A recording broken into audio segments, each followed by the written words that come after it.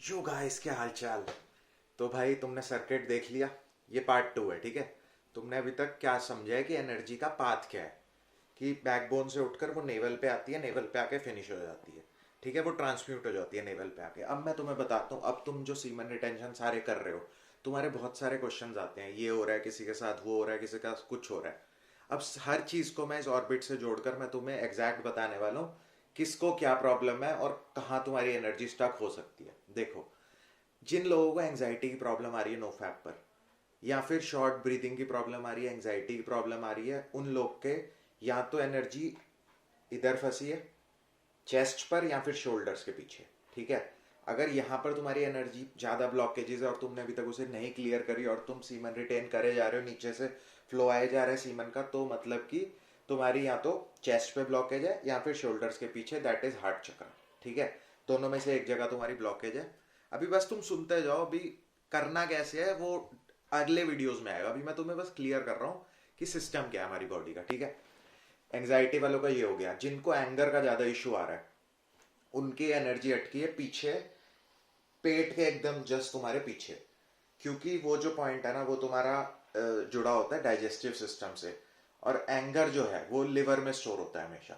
तो तुम्हारे कहीं ना कहीं लिवर में ज़्यादा प्रॉब्लम आ रही है, उससे क्या आ रहा होगा, वो पीछे से जो एनर्जी आ रही है ना, वो घूम के आगे तो आ नहीं रही, तो वो पीछे अगर फंस गई तुम्हारे लोअर बैक में, पेट के एकदम पीछे, तो वो लिवर या वहां पर ज़्यादा हीट हो जाएगी, उससे एसिडिटी हो सकती है, एंगर इश्यूज ज़्यादा हो सकते हैं, जेलसी इश्यूज ज़्यादा हो सकते हैं। ठीक है, जिसको हेडेक की प्रॉब्लम आ रही है उसकी एनर्जी शोल्डर से ऊपर नहीं जा रही होगी और यहाँ कहीं हो सकता है फंसी हो, या फिर यहाँ कहीं फंसी हो उसकी एनर्जी, तो तुम्हें हेडेक के प्रॉब्लम आ सकते हैं। और ब्रेन फॉग सबसे इंपॉर्टेंट, जिसको ब्रेन फॉग हो रही है ना, उसकी बॉडी में हीट ज्यादा है, उसका माथा गर्म हो रहा होगा, ब्रेन फॉग हो रही होगी, डिजीनेस टाइप। वो इसलिए हो रही है क्योंकि तुम्हारी जो पीछे से एनर्जी आ रही है वो आगे मूव नहीं कर रही, वो पीछे स्टक हो रही है, तो तुम्हें ब्रेन फॉग डिजीनेस बहुत ज्यादा होगी। या फिर फोरहेड के यहाँ पर ऐसे ब्लॉकेज टाइप फील होगा। ठीक है, तो ये सब चीजें हैं।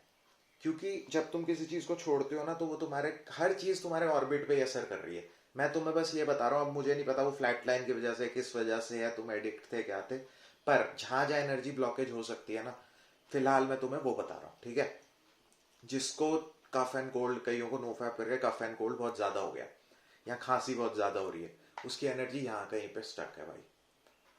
और एक चीज तुमने देखी है, जो बंदा भी नो फैपिंग कर रहा होता है, फैपिंग कर रहा था, मैंने नोटिस करा है, जितने लोगों से मेरी बात हुई है, कि 80 to 90% लोगों को स्टमक के इश्यूज आ गए थे, कॉन्स्टिपेशन, या फिर खाना डाइजेस्ट नहीं हो रहा, या फिर एसिडिटी, हाइपर एसिडिटी हो रही है।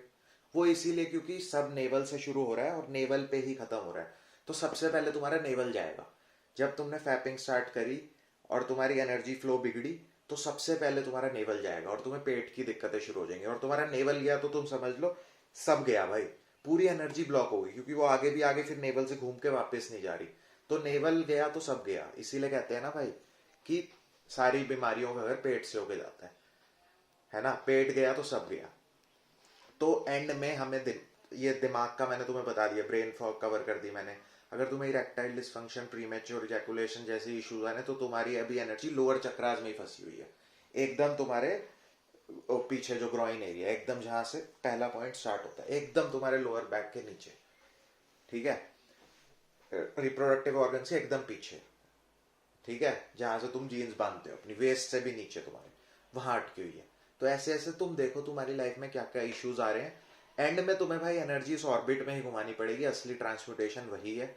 ठीक है, तुम कुछ भी कह लो, तुम्हारी लाइफ में अगर तुम्हें चेंजेस लाने हैं तो तुम्हें ऑर्बिट को ही घुमाना पड़ेगा, उससे ही तुम्हारी वो इश्यूज लाइफ के जो है वो ठीक होंगे। इस एनर्जी को तुम्हें वैसे ही यूज करना पड़ेगा।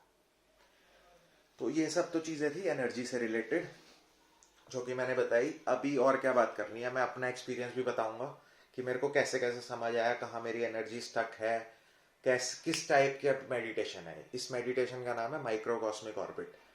ये सही मतलब बहुत डेडिकेशन से करने वाली चीज़ है, लेकिन एक बार तुम्हें आ गई तो तुम्हारी लाइफ के सारे इश्यूज कहीं ना कहीं किसी पॉइंट पे अटके हैं, वो तुम खुद रिजॉल्व कर सकते हो। मोस्ट इंपॉर्टेंट पॉइंट, ये ऑर्बिट अगर तुम्हें चलाना आ गया तो तुम अपनी ही एनर्जी से अपने आप को ठीक कर सकते हो, तुम्हें किसी मेडिसिन की जरूरत नहीं है। अब मान लो किसी को किडनीज की प्रॉब्लम आ रही है, तो उसको भाई उसको समझ जाना चाहिए कि तुम्हारे लेवल के नीचे या फिर लोअर बैक वाले एरियाज में एनर्जी स्टक है, उस एनर्जी को मूव कराओ, तुम्हारी किडनी की प्रॉब्लम सॉल्व हो जाएंगी। जैसे मुझे किडनी स्टोन की प्रॉब्लम हुई थी फैप्टिंग के टाइम, तो जब मैंने ऑर्बिट स्टार्ट करा तो मेरे को रियलाइज हुआ मेरे और नीचे के साइड में एनर्जी थोड़ी स्टक थी। तो अब मैंने उसको मूव करना शुरू कर दिया। तो तुम्हें डॉक्टर पे जाने की जरूरत नहीं है। तुम्हें कोई कोल्ड हो रहा है, तुम्हें फीवर किस लिए होता है, बैक बैक पोर्शन में ज्यादा एनर्जी होगी, हॉट हो रहा है माथा, तो वो फीवर हो सकता है। तो एनर्जी सब मूव करे, एनर्जी मूव करते रहो भाई। समझ रहे हो, ये बहुत तगड़ी नॉलेज है भाई, मजा आ जाएगा तुम्हें। तुम अभी मेरे को खुद 3-4 दिन पहले मेरे को पूरा ऑर्बिट में घुमाना सीखा हूँ।